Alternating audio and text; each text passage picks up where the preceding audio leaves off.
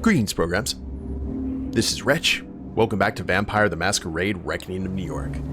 And in the last episode, guys, we started Padraic's tale, and it's already very interesting to see his relationship with Vritra, how much he already knew about the machinations of the circulatory system and the Camarilla before Callie even showed up, as well as some insight as to the voices that are speaking in his head. Now, I decided to go ahead and keep Padraic's voice the same from Callie's story, but as far as the voices in his head, I figured that'd be a little bit more close to his actual lineage.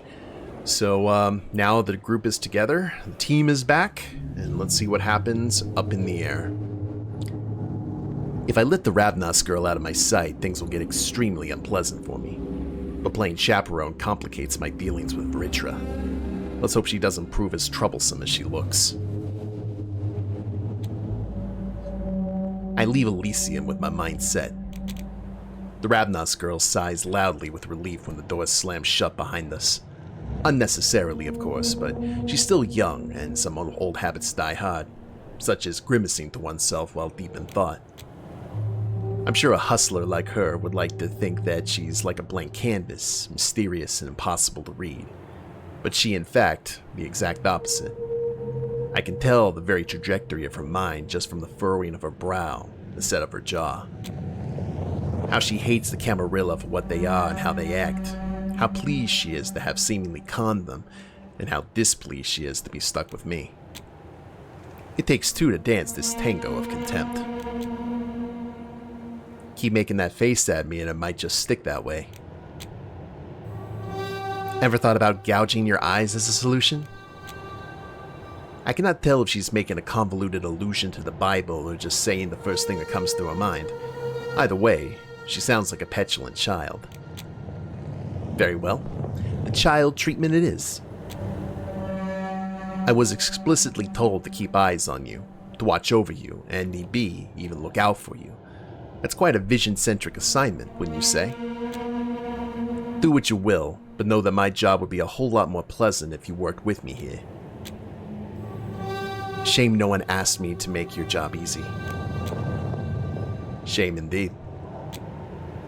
She shoots me a defiant glare and whirls around, stomping away, and I feel an exacerbated sigh escaping my stagnant lungs. I feel certain my own old habits will rise from the dead over the next 4 nights. But we have no time for tantrums right now. Threaten her politely, remind her of the dangers, speak her language. Let's remind her of the dangers. Dawn is upon us and we need shelter. Unless you wish to tempt fate, let's get moving. My haven isn't even in this part of town. You're gonna learn real fast that tempting fate is sort of my thing. Hold up. What do you mean, your haven? It seems communicating with her will not be as easy as initially assumed. Very stubborn woman, this Callie. Alright, hear me out. I get that this whole thing is a bit of a pain for the both of us. Trust me, I have no more desire to mind you than you have to be minded. But let's rewind for a second. You were the one who picked me out at Elysium and got us both into this mess. If I let you out of my sight, things will get proper unpleasant for me. And believe me, I'm speaking from experience. I step closer and use my full height to tower over her in an honest-to-God attempt at intimidation. But you'll be torn to shreds by Kadir's hounds before you can say, oops. They'll sniff you out, sooner rather than later. And that is a stone-cold fact. Judging by a confused face, however, I do not think my tactics are working. So, how about we skip the theatrics and you tag along to a place I know is safe? We can regroup and figure out our next move come nightfall. Go to her car, her baby, her precious. I stop mid-sentence, grab my ring and spin, and spin, and spin, hitting 20 every time until the voices calm down. She wants to go to her RV. Let her do it. Do it, do it, do it. No, the RV is completely off the table. Surprise blooms on her face, but she reins it in skillfully. Not a problem. I've got a solid 7 other hideouts. I hide a smirk. I'm sure you do. Though if they haven't seen your shadow in the last 6 months, I'd wager they no longer exist. You mind sharing where they were? It's an honest question. One I ask only because of the recent upheaval in New York, but she does not take kindly to it. Hello, is this the Secret Service speaking? Like I'd spill my shit to you. And just so you know, my network is sprawling and meticulously crafted. Think global spiderweb. This time, I couldn't hide my mocking smile even if I wanted to. Sounds more like you're the fly caught within, believing it's your very kingdom. Meanwhile, the fat spider at the center awaits its chance patiently. Yep, keep channeling your inner Keats. Gosh. She very clearly hasn't read even a lick of Keats. Be yourself, be firm, give her the illusion of choice. In any case, we need a place to rest, and my haven is the safest choice.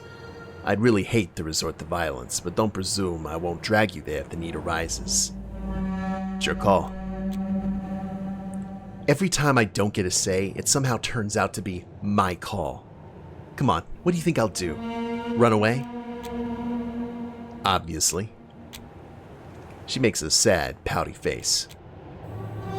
Oh, ye of little faith. Would I try to bail on you on Christmas night? Your sticking around might just count as a true holiday miracle. And no, I don't bank on holiday miracles. If you're under the impression I'll let you out of my sight, then you're not paying attention. Come, let's not dilly-dally. She grimaces at that, but I'm not sure whether it's about me keeping a permanent eye on her or on my choice of words. But I don't care. Alright. After you. I can almost smell the scheming off the Ravnos girl, Callie, as we make our way through the night streets of New York City. She glances at me from time to time as if searching for an opportunity. Thankfully, my voices leave me for the moment, but I still keep fiddling with my ring. Emotional support, I think they call it these days. Out of the corner of my eye, I see her rummaging around her belt bag, but I pay her no mind. I doubt anything in there would pose a genuine threat to me. Besides, the longer she concentrates on something aside from antagonizing me, the better. I hope we will spend the rest of our journey together in blessed silence. Unfortunately, almost immediately she clears her throat in an obvious attempt to catch my attention, but when I turn to her, expecting a mocking sneer, she looks almost embarrassed. So, what I'm trying to say is, I'm sorry for getting snappy earlier. Rough night, you get it? That is an unexpected turn of events, to say the least.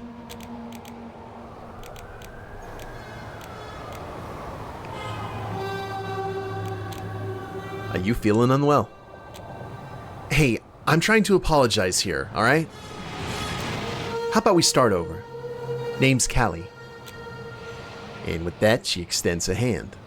I let it hover in the frigid air for a moment. Not because I don't intend to take it, but because I am flabbergasted by, and slightly suspicious of, this sudden contrition. But her eyes are wide and innocent, so in the end I reach out and shake her hand. Padraic Conroy.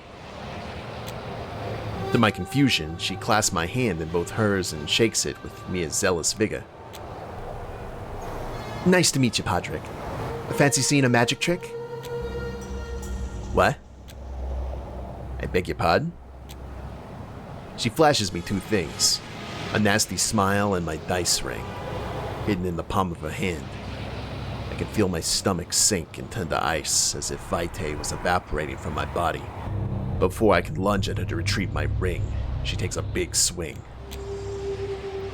You want your precious ring back? Then fetch! She hurls the ring into the distance. I hear it clink off a wall and I'm compelled to dash toward the sound. I forget about the council, assignment, Ravnos, everything, desperately feeling around for my ring. I vaguely hear her rapidly receding footsteps, but I don't care. The voices stay mercifully quiet while my mind is both fogged over and focused like a rapier. I need to find my ring. I need to. And then I actually look down at my hands and see that there's nothing missing. All of my rings, the dice one included, remain in my respective places, as if they've never been touched. The relief that washes over me is enough to put out the fire of rage that threatens to consume me whole. I straighten up and look thoughtfully into the sky. It has indeed been a neat magic trick, but it might be time for me to show one of my own. I should have been more careful, vigilant. I should have known she'd be unrepentant with her trickery. I should not have underestimated her. Oh, she's dead, and it's your fault, you stupid fucking Patty. Callie's escape is complete. Even her footsteps have turned into silence and disappeared into the mess of hardened, walked-over snow. How careless of you, Padraic. Well, no matter. Even though I'm still somewhat rattled by the prospect of losing my ring, a young runaway neonate should prove no trouble. Let the hunt begin. I let the smell of the air and vibrations bouncing off buildings guide me through the many narrow, almost empty streets. I wander around for a few minutes, eyes darting and ears straining, until I finally catch it. There's a commotion in the alleyway. Silence of death, quiet as the night itself. Let's go. Even after all these decades, it's still surreal to feel no sound leave my body when I move, deadlier than a prowling panther. I creep toward the alleyway, avoiding the too generous light of the street lamps, and peer inside. What I behold is carnage in the making. A group of hunter thugs have Callie encircled, screaming invectives and gearing for an attack. Oh no, she's gonna croak. Don't let her die. Save her now. I spin my ring and silence the voices who keep trying to lead me into my doom. I don't even need to notice that this hunter cell is much too small and inexperienced to pose a real danger to a kindred. Simply ignoring my voices will lead to a positive outcome. As it always does. I haven't made my name as the one with all the answers for nothing. I turn my weakness into a weapon. I spend my time sieving out the meaning behind the dribble with which the voices poison my mind. This time, the meaning's clear. Callie is not in danger, yet. I decide to observe for a moment. Little Raven is strong. She's not a prodigious or experienced fighter. Her movement lacks restraint and precision with all the ways her limbs flail around, uncoordinated. Well, thankfully, her undead strength and speed make up for what she lacks in skill. Otherwise, she might hurt herself before the hunters get to her. Observing the combat, I see the moment when true danger comes. There's one hunter who's evaded Callie's perception. The man kicks her to the ground, straddles her, and raises a sharpened stake above her heart, ready to strike. She has no time to react, but she doesn't need to. I dash towards the hunter and encircle his neck with my hands in a tight grip. I twist it all the way around, reminiscent of some horror movie owl, and then drop him carelessly to the ground. With an oh-so-casual demeanor, I retrieve the stake and toss it lazily a few times.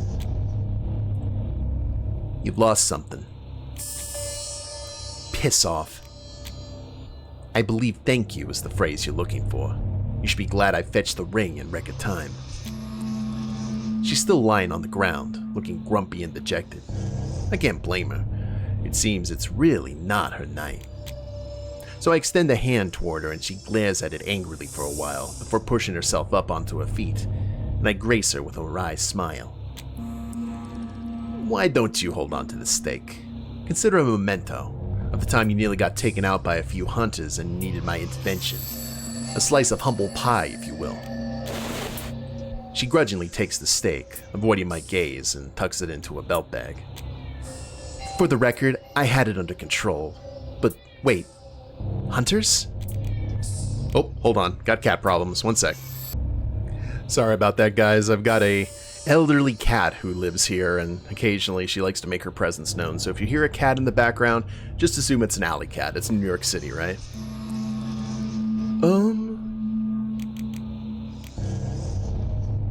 Who else? Of course. You didn't seriously think it was the sad, did you? I failed to suppress a chuckle at that ridiculous notion, and she just scowls even further. Don't take it personally, but if it were the SAD you were up against, you'd have been taken out before you realized there was a threat. They're too well organized, too professional. These guys, however.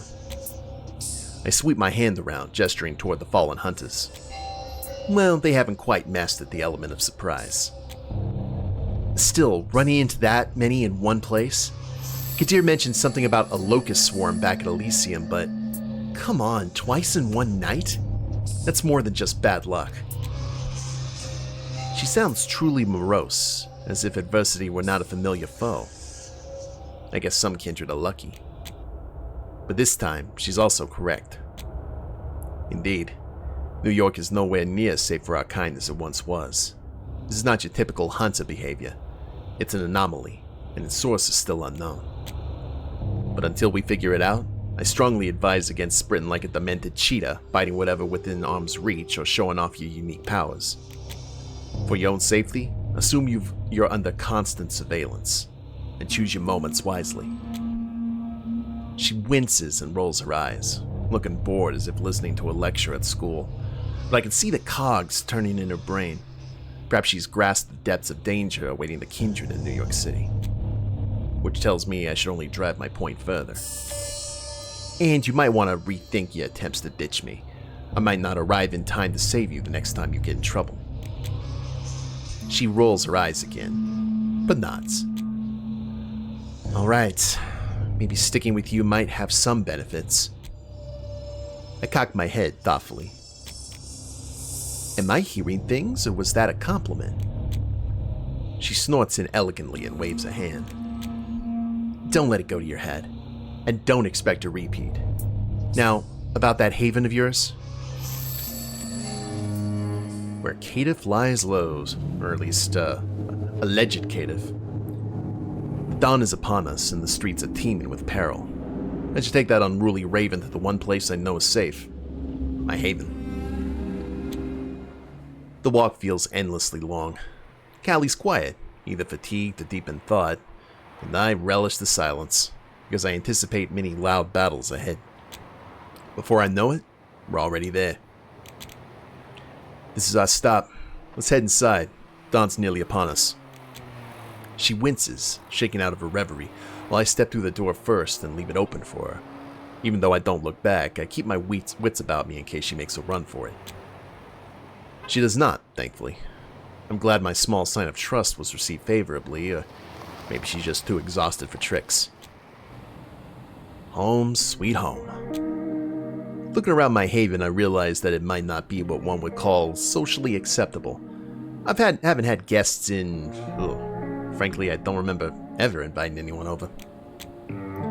I'm seldom flustered, but when Callie cast a judgmental look over the books, papers, random notebooks, and notes covering every inch of every available surface, I suddenly find myself discomposed, agitated even. I rush to clean up, picking up an armful of things along the way. Make yourself at home. Couch is all yours. And make sure all the shutters are all ready for daybreak.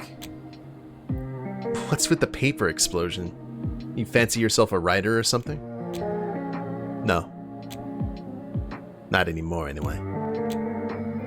Callie cranes her neck, trying to decipher some of my notes, and I let it be. My research is far too extensive and complicated to explain in one night. When she shoots me a disappointed frown, I just look at her blankly. And she caves. A history buff?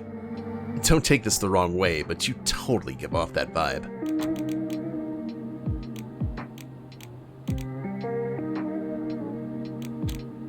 What constitutes a history buff vibe? She waves her hand vaguely. Oh, you know, all that dark academia shit you got going on? Shirt excluded. I don't know what's up with that, but I'm not sure you do too. I give her a faint smile. If only she knew. Get some rest. We got a busy night ahead of us. She collapses onto the stray sheets of paper on the couch and is out in a matter of seconds. I make sure the door is closed to put away the more interesting books in my collection, then I follow her lead. The deep void of slumber welcomes me with suffocating arms the way it does every morning. and I let myself be strangled to sleep by the comforting darkness. 6 months ago.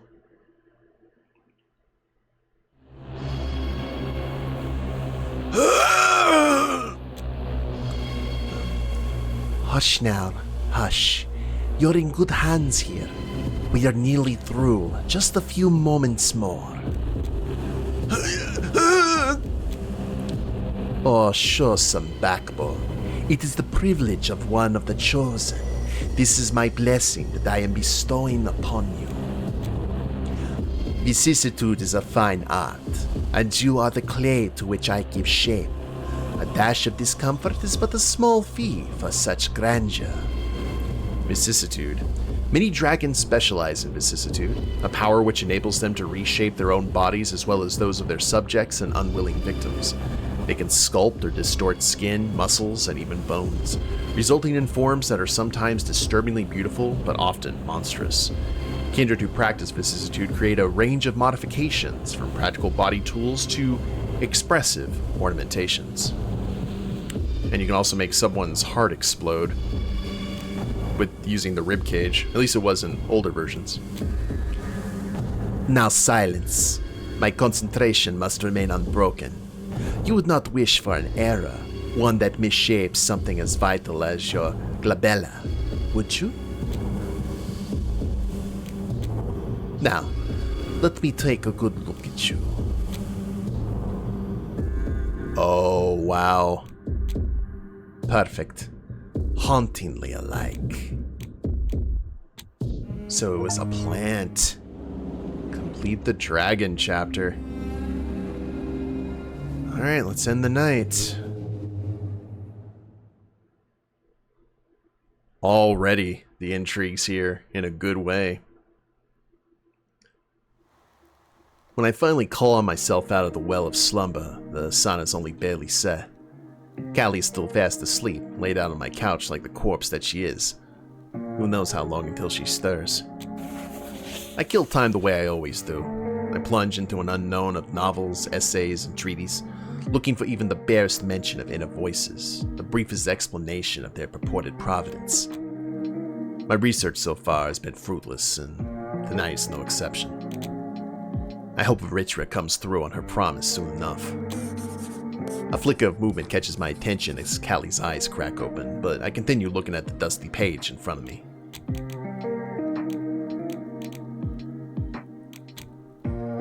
Good evening. Hope you slept well. Listen, I'm not going to sugarcoat it. I've slept on bags of bricks more comfortable than your couch, which is fine. It's good for your spine, or so I've heard. Truth be told, I don't know what else I expected of her.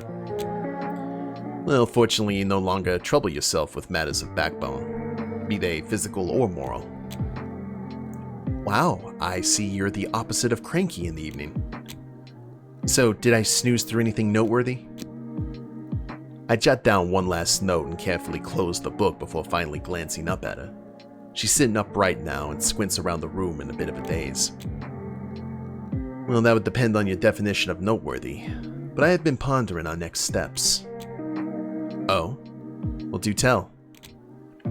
I've been working for the Anarchs for the past 2 years and forged friendly relationships with some of them, Torque included, although in this particular case I would rather avoid his presence. Trouble in paradise? Hilarious. Trouble in the Bronx. Torque is more than occupied with the current goings-on within his turf. He may have neither time nor patience for a visit. Oh, pity. So, what do you propose then? I look out the window, collecting my thoughts into a coherent stream. Well, the allegations against Josiah. See, I happen to know someone who used to be deeply entrenched in the darker corners of the Red Market, an Anarch, working not too far from here.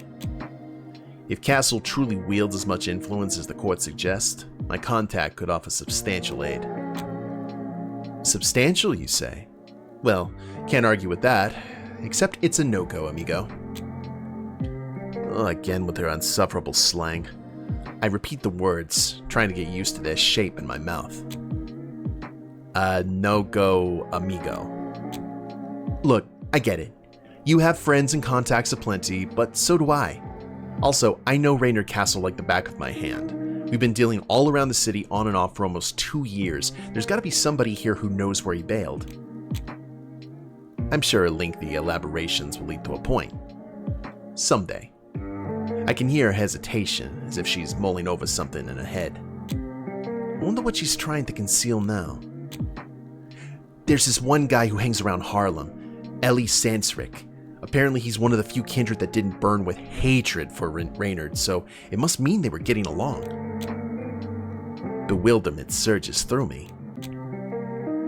Ellie Sansrick, the serpent. Why? Do you have something against them?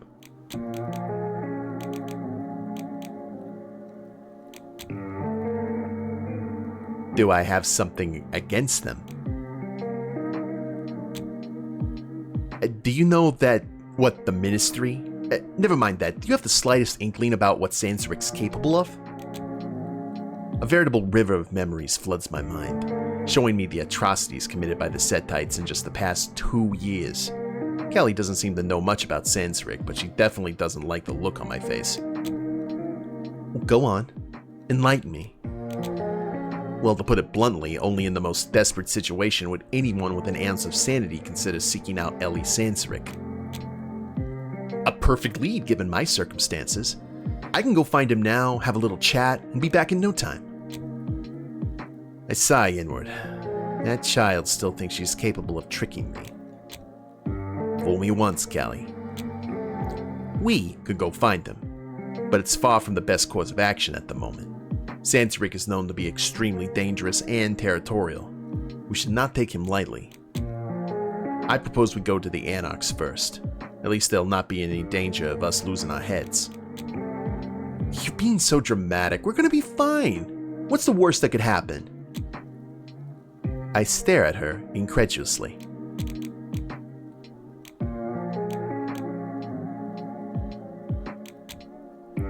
I believe us literally losing our heads is most definitely in the realm of possibility. We could split the party, you know. Again, we most certainly could not. See, I think not only does she not listen to reason, but she also has the attention span of a hamster. She waves at me defensively as she rummages through a belt bag. Whoops, sorry, I think I reached my limit here. How about we just flip a coin? Heads, we go to Sansrick. Tails, we go to Harlem. Fool me twice. You mean the Bronx. She grimaces, aghast that I caught her twist in reality, and rolls her eyes. Fine. Call it already. I'm about to open my mouth to demand that we toss one of my coins, as I'm sure she's about to use some sort of chicanery on hers, but my voices erupt into a deafening cacophony. Yes, she'll win, lad, she'll win. Choose, boy. We're gonna see Sansrick, yes, Sansrick will finally meet Sansrick. I grab my ring and twist it desperately, chasing away the din. 20. Finally. Blessed silence. So, if I choose, she'll win? I look up at her and nod. Alright, but you call it. She shrugs, grinning at me in delight. Suit yourself, buddy. It's your funeral. Heads. She tosses the coin and it glimmers in the warm light of the floor lamp, soaring through the air as it spins quicker than the wheel of fate. It lands on her outstretched palm and she flips it onto her palm, showing it to me confidently without even a glance, so sure that she's won. I look at it and feel a satisfied smile split my face in two. Tails, fancy that. Seems we're going to the Bronx after all. What? The utter shock on her face is truly delightful. I don't think I've ever seen somebody's eyes bulge out of their skull so intensely. She stays silent for a while, just staring at the coin in her hand in disbelief. Then she raises her head and shoots me an accusatory look. Best 2 out of 3? And I just smile.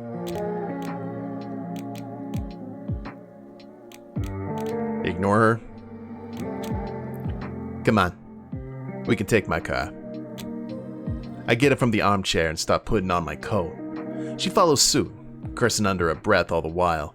Who would have thought all I needed to gain her obedience was to crush her at a simple game of chance? Yeah, your car. Wait, you mean that black rattletrap out front? How dare she? It's a perfectly serviceable vehicle, whose minuscule size allows for...